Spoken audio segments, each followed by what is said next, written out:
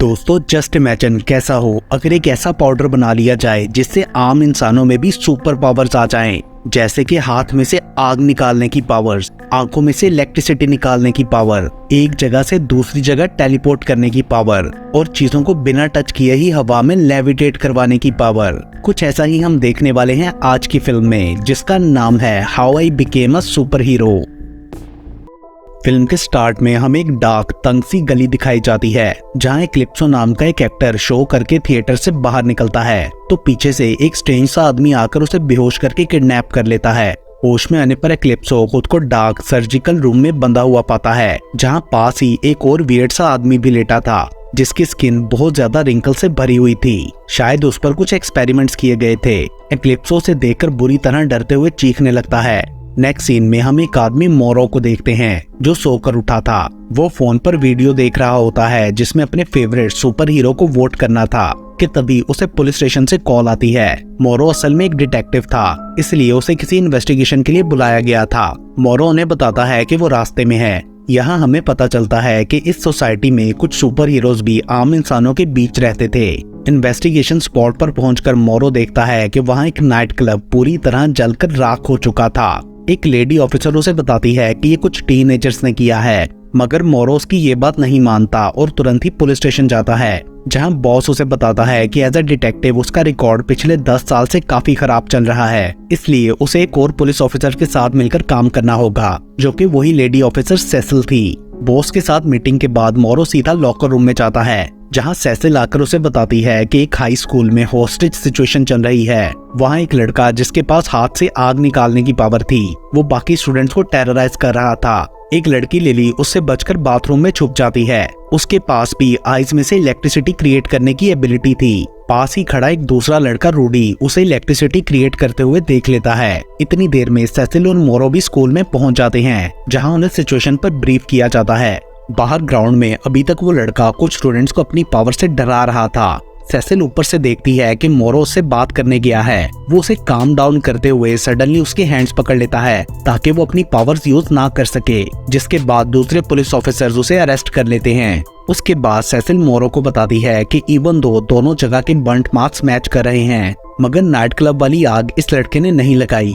उन्हें उस लड़के के पास से 2 ऑरेंज कलर की ग्लो स्टिक्स भी मिली थी। गाड़ी में सेसिल मोरो से कहती है कि ये इम्पॉसिबल है कि 2 लोगों के पास सेम सुपर पावर्स हों। दूसरी तरफ स्कूल के बाहर एक लड़का सेम वैसी ही ग्लो स्टिक्स कुछ स्टूडेंट्स को बेच रहा था, जिससे पता चलता है कि उन स्टिक्स में ड्रग्स हैं, जिन्हें इनहेल करने पर इंसानों के अंदर सुपर पावर्स आ जाती थी। उधर मोरो अपने एक बूढ़े फ्रेंड हेनरी के घर जाता है, जो वहाँ पर सुपर हीरो मास्क पहनकर मिरर के आगे खुद से ही बातें कर रहा था। उसे देखकर मोरो को पुराना टाइम याद आता है, जब हेनरी एक super hero group pack royal का मेंबर भी था और मोरो उनके साथ एज अ कोऑर्डिनेटर काम करता था। देन कुकिंग शो देखते हुए मोरो हेनरी से पूछता है कि क्या सुपर पावर्स के थ्रू किसी आदमी को आइडेंटिफाई किया जा सकता है। तो हेनरी अपनी डेटाबेस देखता है ताकि उस आदमी का पता लगाया जा सके जिसे मोरो ढूंढ रहा था। तभी हेनरी उसे एक आदमी ब्रेस्ट सीरो के बारे में बताता है, जिसके पास फायर की पावर थी। ये इन्फॉर्मेशन मिलते ही मोरो उसी वक्त वहाँ से जाने का डिसाइड करता है कि तभी अचानक हेनरी खुद पर काबू ना रखते हुए इधर उधर टेलीपोर्ट होने लगा था, जिस पर मोरो उसे मेडिसिन लेने का मशवरा देता है, क्योंकि उसे ब्रेन की कोई डिजीज थी जो उसकी सुपर पावर्स को अफेक्ट कर रही थी। मीनवाइल रूडी को हम एक बिल्डिंग में देखते हैं, जो वहाँ किसी नाजा नाम के आदमी को ढूंढने आया था। एंड देन हमें नाइट क्लब और स्कूल में होने वाले फायर अटैक्स पर न्यूज रिपोर्ट दिखाई जाती है। उसके बाद नाइट क्लब फायर इंसिडेंट की फुटेज देखते हुए बॉस पुलिस ऑफिसर्स को बताता है कि उन ग्लो स्टिक्स की सोर्स को ट्रेस नहीं किया जा सकता और वो अरेस्टेड लड़का भी कुछ नहीं बोल रहा। मोरो उन लोगों को ब्रेस्ट सीरो के बारे में बताता है, जिसके बाद बॉस उन्हें उसे ढूंढने का कहता है। ऑफिस से बाहर निकलकर सेसिल मोरो से नाराज होती है कि वो उसके साथ सही से कोऑपरेट नहीं कर रहा, मगर यहाँ भी मोरो से इग्नोर करके चला जाता है। तभी हेनरी कॉल पर उसे बताता है कि लास्ट टाइम ब्रेस्ट सीरो को एक औरत कैलिस्टा की रिहेबिलिटेशन प्रोग्राम में देखा गया था। कैलिस्टा भी पहले पैक रॉयल ग्रुप की मेंबर थी। मीनवाइल हम कैलिस्टा को देखते हैं, जो बास्केटबॉल मैच करवा रही थी। वो अपनी सुपर पावर के थ्रू देखती है कि उसकी टीम के एक लड़के को कुछ देर पहले किसी आदमी से मार पड़ी है, क्योंकि उसने उनके पैसे देने थे। काफी पूछने पर भी वो लड़का एलेक्स उस आदमी का नाम नहीं बताता, तो कैलिस्टा उसे कुछ पैसे दे देती है ताकि वो अपना लोन वापस कर सके। और इससे हम जान पाते हैं कि कैलिस्टा के पास पास्ट और फ्यूचर देखने की सुपर पावर थी। तभी मोरो वहां आकर कैलिस्टा से बात करता है, मगर वो उसकी हेल्प करने से इनकार कर देती है। सेसिल भी उसे ढूंढते हुए वहां आ चुकी थी, सो मोरो उसके साथ बाहर चला जाता है। वो बताती है कि मेडिकल एग्जामिनर उनसे मिलना चाहता है। देन उसके पास पहुंचने पर वो उन्हें एक बर्न्ड डेड बॉडी दिखाते हुए कहता है कि इसकी रिपोर्ट में भी सेम सब्सटेंस मिला है जो कि ग्लो स्टिक्स में था। और स्ट्रेंज बात यह है कि असल में वो सब्सटेंस इस बॉडी का ब्लड है, और जब सारा ब्लड इसमें से स्ट्रेन कर लिया गया तो इसकी डेथ हो गई। और यहाँ पता चलता है कि ये डेड बॉडी असल में ब्रासीरो की थी। दूसरी तरफ रूडी लाइब्रेरी में लिली से मिलकर उसे एक नंबर देता है जिस पर बात करके वो अपना अकेलापन दूर कर सकती थी। उधर पुलिस स्टेशन में मोरो सेसिल को कुछ देर आराम करने के लिए भेज देता है। उसके बाद नाइट क्लब फुटेज को दोबारा देखने पर उसे एक सस्पेक्टेड लड़का दिखता है एंड वो इस बारे में सेसिल को इन्फॉर्म करता है कि उनके हाथ एक लीड लगी है। एंड देन वो लोग उस लड़के से मिलने हॉस्पिटल जाते हैं, मगर वो ग्लो स्टिक्स के सप्लायर के बारे में कुछ नहीं बताता। तो सेसिल उसे दूसरी तरह इंटेरोगेट करने की कोशिश करती है।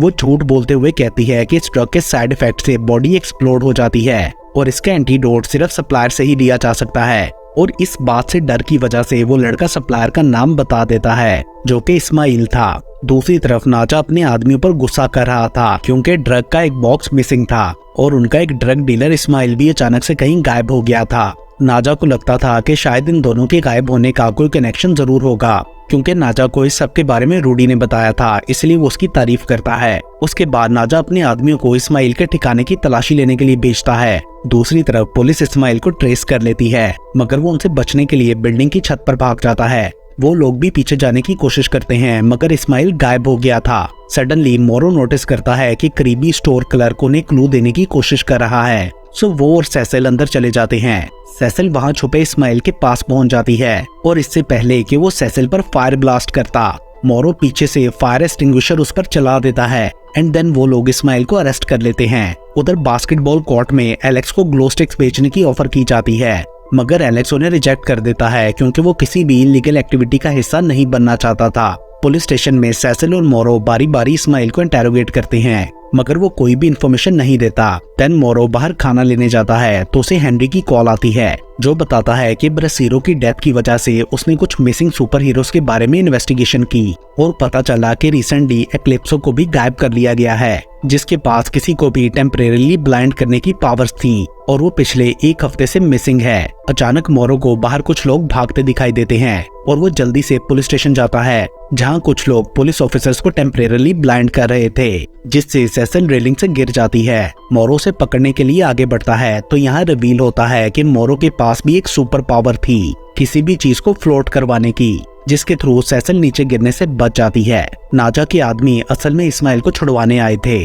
इस्माइल भागते हुए मोरो की सुपर पावर देख लेता है। नेक्स्ट डे मोरो और सेसिल एक साथ काफी टाइम स्पेंड करते हैं। सेसिल उससे पूछती है कि कल क्या हुआ था, मगर वो उसे कुछ नहीं बताता। दूसरी तरफ नाजा इस्माइल को मारने का ऑर्डर दे देता है तो वो अपनी जान बचाने के लिए उन्हें मोरो की सुपर पावर के बारे में बता देता है, मगर नाजा फिर भी उसे मारकर रूडी से मोरो को ढूंढने का कहता है। दूसरी तरफ कैलिस्टा एलेक्स से पूछती है कि वो दो लड़के तुमसे क्या कह रहे थे, जिस पर एलेक्स उसे ड्रग ट्रेड के बारे में बता देता है। उधर उन लड़कों को drug dealer blue glow sticks देता है जिन्हें वो इनहेल करते हैं और एलेक्स के बताने पर कैलिस्टा भी उन ड्रग डीलर लड़कों के पीछे जाती है। कैलिस्टा अपनी सुपर पावर के थ्रू जान गई थी कि उनके साथ क्या हुआ एंड फाइनली वो दोनों उसे ड्रग की ओवरडोज की वजह से मरे हुए मिलते हैं। अगले दिन लिली की मॉम पुलिस स्टेशन आकर बताती है कि लिली मिसिंग है, सो मोरो उसके घर इन्वेस्टिगेशन करने के लिए जाता है, लेकिन उसे एक और गाड़ी भी फॉलो कर रही थी। एक्चुअली नाजा अब लिली की सुपर पावर के लिए उसका ब्लड एक्सट्रैक्ट कर रहा था। लिली के घर पहुंचने पर मोरो को वहां कैलिस्टा मिलती है जो बताती है कि मैं इस जगह को सर्च कर चुकी हूँ, यहाँ से कुछ नहीं मिला, मगर मोरो फिर भी सर्च करके वो फोन नंबर ढूंढ लेता है जो रूडी ने लिली को दिया था। तभी सेसिल भी वहां अपार्टमेंट के करीब पहुंचती है तो कैलिस्टा को अपनी एबिलिटी के थ्रू पता चल जाता है कि सेसिल को गोली लगेगी, इसलिए वो सेसिल को वार्न करने के लिए उसकी तरफ भागती है। उधर दो आदमी मोरो को ट्रैंकुलाइजर से बेहोश करके पार्किंग लॉट में खड़ी वैन में ले जाते हैं जिसे कैलिस्टा और सेसिल देख रही थी। कैलिस्टा अपनी एबिलिटी के थ्रू जान चुकी थी कि मोरो खुद ही अपनी सुपर पावर्स यूज करेगा, इसलिए वो सेसिल से वेट करने का कहती है। एंड देन जब वैन बैंड होती है तो वो दोनों अटैक करती हैं। सेसिल चिल्लाते हुए मोरो को जगाने की कोशिश करती है। रूडी समझ गया था कि ये मोरो ही है जो वैन को बैंड कर रहा है, इसलिए वो लोग उसे वहां फेंककर भाग जाते हैं। तभी सेसिल देखती है कि मोरो की बॉडी में से बुलेट्स निकलकर फ्लोट करने लगी थी। ये देखकर सेसिल कंफ्यूज हो जाती है। क्योंकि उसे उसकी सुपर पावर्स के बारे में नहीं पता था। देन वो दोनों मोरो को हेनरी के घर ले जाकर उसका ट्रीटमेंट करती हैं। यहाँ सेसिल को पता चलता है कि कैलिस्टा और हेनरी ऑलरेडी मोरो की सुपर पावर के बारे में जानते थे।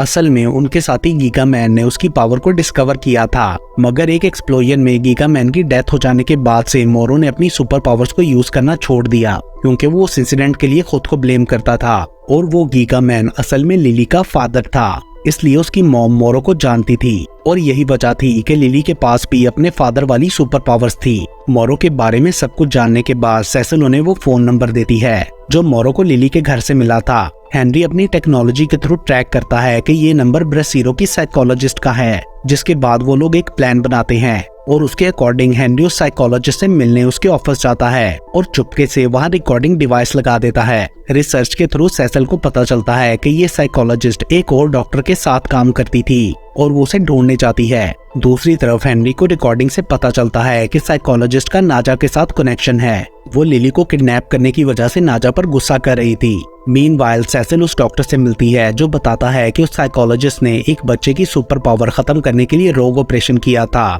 जिसके आफ्टर इफेक्ट से पागल होकर उस बच्चे ने अपने ही पेरेंट्स को मार डाला। उधर साइकोलॉजिस्ट लिली को चेक करने के लिए नाजा के पास जाने के लिए निकलती है, तो कैलिस्टा भी उसे सीक्रेटली फॉलो कर रही थी और वहां पहुंचकर वो नाजा की फोटो ले लेती है। उसके बाद साइकोलॉजिस्ट लिली का चेकअप करके नाजा को बताती है कि इसे कैसे जिंदा रखा जाए। उसके बाद सेसिल बेहोश मोरो से बात करके उसे उठने का कहती है ताकि वो लिली को बचा सके। सडनली मोरो को होश आने लगता है। अगले सीन में सेसिल अपने ग्रुप के साथ नाजा की हिडन प्लेस की तरफ बढ़ती है, जिसका नाजा को पता चल जाता है और वो अपने आदमियों को तुरंत अलर्ट कर देता है एंड वो और रूडी सारी ड्रग्स कलेक्ट कर लेते हैं। नाजा लिली को भी वहां से ले जाता है। उधर उसके आदमी ग्लो स्टिक्स के थ्रू पावर लेकर पुलिस से लड़ने जाते हैं, मगर एक्सपीरियंस्ड पुलिस उन्हें हरा देती है। मीनवाइल नाजा लिली को लेकर भाग रहा था कि तभी मोरो उसके सामने पहुंच जाता है। दोनों में फाइट स्टार्ट हो जाती है। मोरो एक शील्ड बनाकर नाजा की तरफ बढ़ता है ताकि उसके अटैक से बच सके।